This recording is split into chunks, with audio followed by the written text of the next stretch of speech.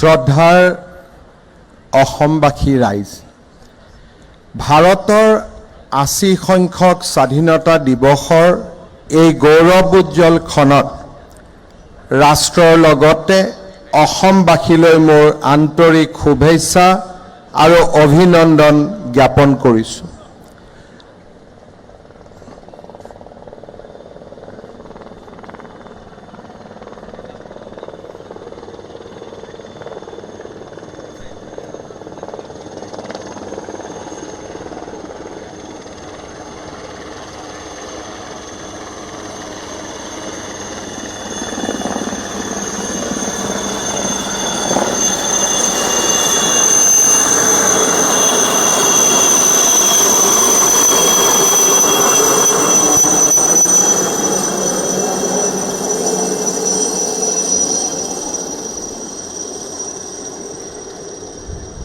এই গৌৰৱময় ক্ষণত আমাৰ মন দেশপ্ৰেমেৰে উদ্বেলিত হোৱাটো স্বাভাৱিক, কিন্তু সমান্তৰালভাৱে শেহতীয়াকৈ আমাৰ ৰাজ্যখনে সন্মুখীন হোৱা প্ৰাকৃতিক দুৰ্যোগে আমাৰ অন্তৰ স্বাভাৱিকভাৱে ভাৰাক্ৰান্ত কৰি ৰাখিছে।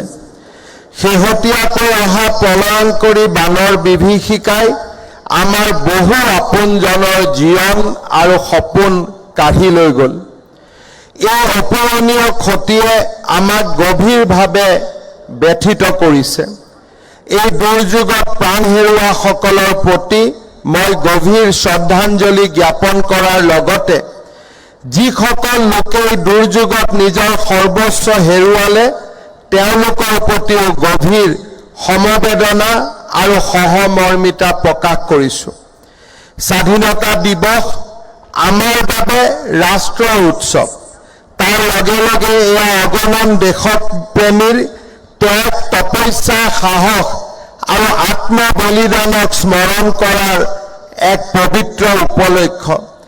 আজিৰ মহান দিনটোত মই জাতিৰ পিতা মহামানৱ মহাত্মা গান্ধীৰ প্ৰতি গভীৰ শ্ৰদ্ধা নিবেদন কৰাৰ লগতে প্ৰতিগৰাকী মুক্তিযোদ্ধা আৰু স্বাধীনতা সংগ্ৰামীলৈ সশ্ৰদ্ধ প্ৰণিপাত জনাইছোঁ।